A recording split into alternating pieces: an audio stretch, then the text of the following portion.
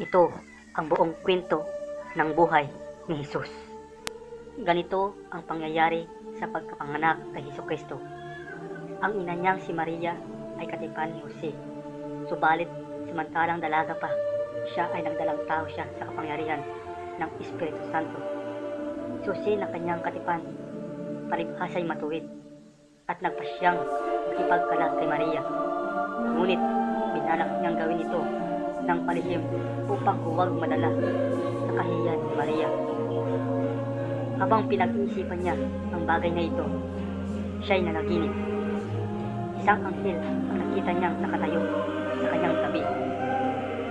Jose, anak ni David, wika ng anghel, huwag kang mangambang pakasalan si Maria, sapagkat ang sanggol na dinadala niya, pinaglihi niya sa kapangyarihan ng Espiritu Santo. Magsisilang siya ng isang lalaki at ang itatawag mo sa sanggol ay Jesus, na ang ibig sabihin tagapagligtas, sapagkat ililigtas niya ang kanyang bayan mula sa kanilang mga kasalanan. Ito ang magiging katuparan ng sinabi ng Diyos sa pamamagitan ng mga propeta. Pagkagising ni Jose, sinunod niya ang pinagagawa ng anghel. Pinakasalan niya si Maria, subalit hindi sila nagsiping hanggat hindi nasisilang ni Maria ang kanyang anak na isang lalaki. Jesus ang ipinangalan ni Jose sa sanggol. Si Jesus ay isinilang sa nayon ng Bethlehem sa lalawigan ng Judea noong panahon ng paghahari ni Herodes. Isang araw, ilang pantas na lalaki ang dumating sa Jerusalem mula sa malalayong bayan sa silangan at sila'y nagtatanong saan ang bagong silang na hari ng mga Hudyo. Nakita namin ang kanyang bituin sa silangan at naparito kami upang siya'y sambahin.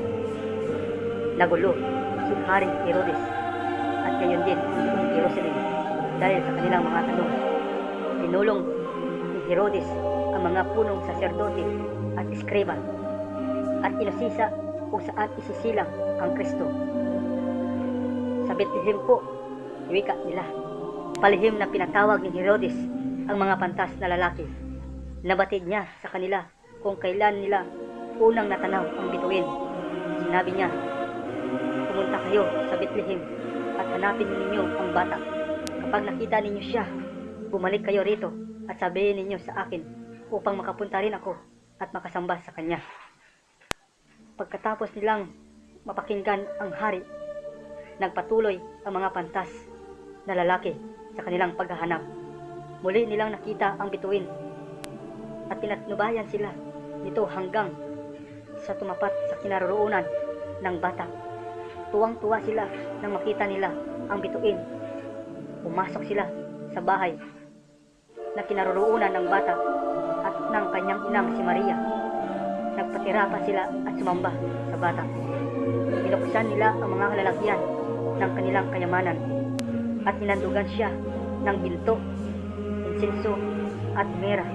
Binalaan sila ng Diyos sa isang panaginip na huwag nang bumalik kay Herodes. Kaya iba na ang kanilang dinaanan sa kanilang pag-uwi. Nang makaalis na sila, isang anghel ng Panginoon ang nagpakita kay Jose sa panaginip. Magbangon ka at tumakas kayo ng bata at ng kanyang ina sa Ehipto, wika ng anghel. Tumira kayo roon hanggang pabalikin ko kayo sapagkat hahanapin ni Herodes ang bata at sisikaping patayin. Nang gabi ring iyon, umalis siya patungong Ehipto na kasama si Maria at ang bata. Tumira sila roon hanggang sa mamatay si Herodes. Galit na galit si Herodes nang malaman niyang nilinilang siya ng mga lalaking pantas. Nagsugo siya ng mga sundalo sa Bethlehem upang patahin ang lahat ng batang lalaki may 2 taong gulang at pababa sa loob ng nayon at maging sa paligid nito. Ang pagtukso kay Jesus. Pagkatapos, si Jesus ay dinala ng Espiritu Santo sa disyerto upang tuksoin ng dyablo. 40 araw na hindi siya kumakain, kaya't siya'y nagutom. Dumating si Satanas at sinabi sa kanya, "Kung ikaw nga ang anak ng Diyos, gawin mong tinapay ang mga batong ito." Sumagot si Jesus, "Sinasabi ng kasulatan, hindi sa tinapay lamang nabubuhay ang tao, kundi sa bawat salita ng Diyos." Pagkatapos, dinala siya ni Satanas sa pinakamataas na bubong ng templo sa Jerusalem. "Kung ikaw nga ang anak ng Diyos, magpatahimik ka," sabi ni Satanas, "sapagkat wika sa kasulatan, isusugo ng Diyos ang kanyang mga anghel upang tulungan ka. Dadalhin ka nila upang huwag kang mahulog sa mga bato sa ibaba." Sumagot si Jesus, "Sinasabi rin ng mga kasulatan na huwag mong susubukin ang Diyos na Panginoon mo." Pagkatapos, dinala naman siya ni Satanas sa tuktok ng isang napakataas na bundok at ipinakita sa kanya ang lahat ng bansa sa lupa at ang kanilang kariktan. "Ang lahat ng iyan ay ibibigay ko sa iyo," wika niya, "kung luluhod ka at sasamba sa akin." "Lumayas ka, Satanas," sinabi ni Jesus sa kanya. "Sinasabi ng kasulatan, ang Diyos lamang ang iyong sasambahin, siya lamang ang iyong susundin." Umalis si Satanas at dumating ang mga anghel at naglingkod kay Jesus. Tumawag si Jesus ng mga alagad. Kinabukasan, nang nakatayo si Juan kasama ng 2 niyang alagad, dumaan si Jesus sa malapit sa kanila. Tiningnan siya ni Juan at pagkatapos ay nagsalita, "Masdan ninyo ang kordero ng Diyos." Narinig ito ng 2 alagad ni Juan at sinundan nila si Jesus. Lumingon si Jesus at nakita silang sumusunod. Tinanong niya sila, "Ano ang kailangan ninyo?" Sumagot sila, "Guro, saan po kayo nakatira? Hali kayo at tingnan ninyo," wika ni Jesus. Kaya't sumama sila hanggang sa kanyang tinutuluyan at doon sila nagpalipas ng gabi. Sapagkat alas 4 na ng hapon nang dumating sila roon, isa sa 2 nakarinig kay Juan at sumunod kay Jesus ay si Andres, na kapatid ni Simon Pedro. Hinanap ni Andres ang kanyang kapatid na si Simon at sinabi sa kanya, "Natagpuan na namin ang Kristo." Isinama niya si Simon kay Jesus. Tiningnan ni Jesus si Simon at sinabi sa kanya, "Ikaw, si Simong anak ni Mang Juan, mula ngayon ay Pedro na ang itatawag sa iyo." Ang kahulugan ng Pedro ay bato. Kinabukasan, pinasya ni Jesus na pumunta sa Galilea. Nakita niya si Felipe at tinawag, "Sumama ka sa akin." Si Felipe ay taga Bethsaida, na siya ring bayang pinagmulan ni Andres at Pedro. Hinanap ni Felipe si Nathanael at sinabi sa kanya, "Natagpuan na namin ang propetang binanggit ni Moises sa kautusan, at gayon din ng mga propeta, si Jesus na anak ni Mang Jose, na taga Nazaret." "Nazaret," wika ni Nathanael, "maaari kayang pagmulan ng anumang mabuti ang Nazaret?" "Halika't tingnan mo," sagot ni Felipe. Nang makita ni Jesus na dumarating si Nathanael, sinabi niya na ito ang isang tunay na Israelita at taong tapat mangusap. Nagsalita si Nathanael, "Paano ninyo akong nakilala?" Sumagot si Jesus, "Bago ka pa nakita ni Felipe, noong nasa ilalim ka ng punong igos, ay nakita na kita." Napabulalas si Nathanael, "Guro, kayo nga ang anak ng Diyos at hari ng Israel." Sinabi sa kanya ni Jesus, "Sumampalataya ka na dahil sinabi kong nakita kita sa ilalim ng punong igos, higit pa riyan ang mga masasaksiyan mo. Sinabi ko sa inyo ng tapat, makikita ninyong bukas ang langit at ang mga anghel ng Diyos na umaakyat at bumababa sa akin. Nagpakita ng mga himala si Jesus. Nang bumaba si Jesus mula sa bundok, sinundan siya ng maraming tao. Dumating ang isang kitungin. Lumuhod ito sa kanyang harapan at nagsalita, "Guro, kung ibig po ninyo ay pagagaling ninyo ako." Hinipo ni Jesus ang lalaki. "Ibig po," wika niya, "gumaling ka." Doon din ay biglang napawi ang kanyang kitong. Sinabi sa kanya ni Jesus, "Huwag mo itong sabihin kanino man. Magpakita ka sa saserdote.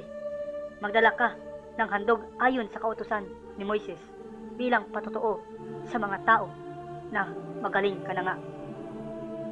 Nagpakita din si Jesus ng mga himala sa iba't ibang lugar, gaya ng ang mga bulag nakakita, ang pilay nakakalakad, ang mga sakit gumagaling, ang mga sinasapian napapalayas ng mga demonyo, at ang patay na buhay. Yan ang mga himala na ginawa ni Jesus at marami pang iba. Nagkain si Jesus ng 5,000 lalaki. Pagkatapos nito, tinawid ni Jesus ang dagat ng Galilea na tinatawag ding dagat ng Tiberias. Sinusundan siya ng maraming tao dahil nakita nila ang mga himalang pagpapagaling niya sa mga may sakit. Umakyat si Jesus sa gilid ng isang bundok at naupo roon kasama ng kanyang mga alagad. Malapit na noong sumapit ang Pasko ng mga Hudyo. Nang tumingin si Jesus, nakita niya ang maraming tao papalapit sa kanya. Tinanong niya si Felipe, "Saan tayo makabibili ng sapat na tinapay para ipakain sa mga taong ito?" Sinusubok lamang niya si Felipe dahil alam naman si Jesus kung ano ang kanyang gagawin. Sumagot si Felipe, "Kahit po 200 denaryo ay hindi magkakasya upang pakainin ng tig-kakaunti ang lahat ng taong iyan." Sinabi sa kanya ni Andres, na kapatid ni Simon Pedro, "May 10 bata rito na may 5 tinapay na sibada at 2 isda. Subalit, ano naman po iyan sa dami ng taong ito? Paupuin ninyo ang mga tao," sabi ni Jesus. Madamo sa lugar na iyon, kaya naupo ang mga tao sa damuhan.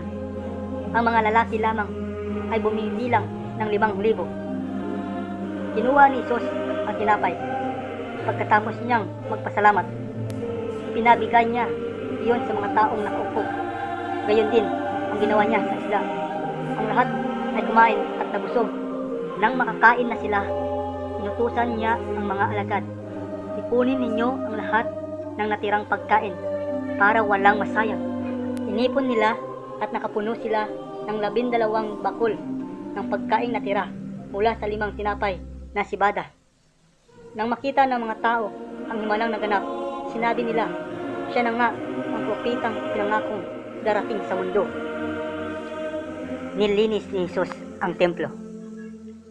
Nang malapit nang sumapit ang Pasko ng mga Hudyo, umahon si Jesus sa Jerusalem. Nakita niya sa templo ang mga taong nagbibili ng mga baka, tupa at karapating ginagamit sa paghandog, at ang mga nagpapalit ng salapi. Kumuha si Jesus ng isang lubid at ginawa iyong panghagupit at itinaboy silang lahat sa labas, kasama ng mga tupa at baka. Nabog niya ang salapi ng mga mamamalit at ibinulwal ang kanilang mga misa. Pagkatapos sinabi niya sa mga nagbibili ng kalapati, "Alisin ninyo rito ang mga iyan.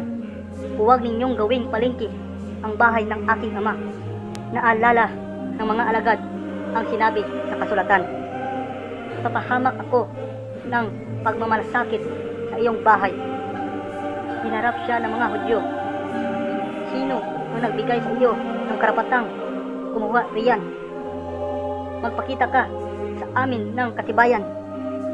Sumagot si Jesus, "Wasakin ninyo ang templong ito at itatayo ko muli sa loob ng 3 araw.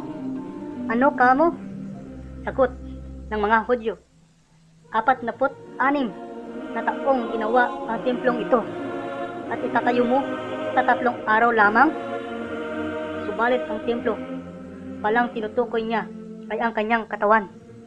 Pagkatapos niyang bumangon mula sa mga patay, naalala ng mga alagad ang sinabi niyang ito. Kaya't sumampalataya sila sa mga kasulatan at sa kanyang sinabi. Marami ang sumampalataya sa kanya sa Jerusalem dahil sa mga himalang ginawa niya sa panahon ng Kapaskuhan, ang pagdakip kay Jesus. Pagkasabi ni Jesus dito, isinama niya ang mga alagad sa isang hardin sa kabilang ibayo ng bangin ng Kidron. Pumasok sila sa loob ng hardin. Alam din Judas na magsusuplong sa kanya ang dakong iyon dahil madalas magtipon doon si Jesus at ang mga alagad. Sinama roon ni Judas ang pangkat ng mga sundalo at mga utusan ng mga pinunong saserdote at mga Pariseo. Ay dala-dala silang mga ilawan, sulo at armas. Alam ni Jesus ang lahat ng mangyayari sa kanya. Kaya't lumabas siya. Sino ang hinahanap ninyo? Usisa nila. Sumagot sila, si Jesus na taga Nazaret. Sinabi sa kanila ni Jesus, ako iyon. Nakatayong kasama nila si Judas na nagsuplong sa kanya. Nang sabihin ni Jesus, ako iyon, napaurong sila at nabuwan. Kaya tinanong niya sila, sino ang hinahanap ninyo? Sumagot sila, si Jesus na taga Nazaret. Sinabi ko sa inyo, ako nga iyon. Wika ni Jesus, kung ako ang inyong hinahanap, pabayaan ninyo ang mga ito. Ito'y katuparan ng kanyang sinabi, walang isa mang napahamak sa mga ibigay mo sa akin. Bumunot si Simon Pedro ng isang espada at tinaga ang isang utusan ng mataas na saserdote na ang pangalan ay Malko. Naputol ang kanang tingan to, ngunit sinuway ni Jesus si Pedro, isukbit mo ang iyong espada. Hindi ko ba iinumin ang upang ibigay sa akin ng Ama? Kaya't pinakip at ginapos si Jesus ng mga sundalo at ng kanilang opisyal at ang mga sugo ng mga Hudyo. Ang pagpako kay Jesus. Pinuha nila si Jesus. Pinasal niya ang kanyang krus at nagtungo sa lugar na tinatawag na dako ng bungo. Kung ang ibig sabihin ay Golgotha sa wikang Hebreo. Pinako nila siya roon nakasama ng 2 pang iba sa magkabilang tabi niya. Si Jesus ang nasa gitna. Nagpalagay si Pilato ng isang karatula sa kanyang ulunan. Si Jesus na taga Nazaret, na hari ng mga Hudyo. Maraming Hudyo ang nakabasa ng karatulang iyon dahil sa labas lamang ng syudad pinako si Jesus. At ito'y nasulat sa Hebreo, Latin at Grego. Sinabi ng mga punong saserdote kay Pilato, huwag ninyong isulat na hari ng mga Hudyo, kundi sinabi niya, ako ang hari ng mga Hudyo. Sumagot si Pilato, ang naisulat ko'y naisulat ko na. Nang maipako na ng mga sundalo si Jesus, hinati-hati nila sa kanilang 4 ang kanyang mga damit. Ang tunika lamang niya ang naiwan, dahil isang piraso iyon at walang dugtong. Sinabi nila, huwag nating putulin ito, kundi pagpalabunutan na lamang natin. Ito'y katuparan ng kasulatan. Pinagatian nila ang aking kasuotan at pinagpalabunutan nila ang aking damit. Iyon ang ginawa ng mga sundalo. Hindi kalayuan sa krus, nakatayo ang kanyang ina at ang kapatid nitong si Maria na asawa ni Cleopas at si Maria Magdalena. Nakita ni Jesus ang kanyang ina at ang alagad na mahal sa kanya na nakatayo sa malapit. Sinabi niya sa kanyang ina, Ginang, nariyan ang iyong anak. Pagkatapos sinabi niya sa alagad, nariyan ang iyong ina. Mula noon, doon na siya tumira sa bahay ng alagad. Pagkatapos dahil alam ni Jesus na naganap na ang lahat, sinabi niya, nauuhaw ako. May isang banga roon ng maasim na alak. Isinawsaw nila roon ang isang espongha at kinabit iyon sa dulo ng isang sanga ng punong isupo at inilapit sa kanyang bibig. Pagkainom ni Jesus sa alak, sinabi niya, naganap na. Iniyok-kayok niya ang kanyang ulo at pinawalan ang kanyang espiritu.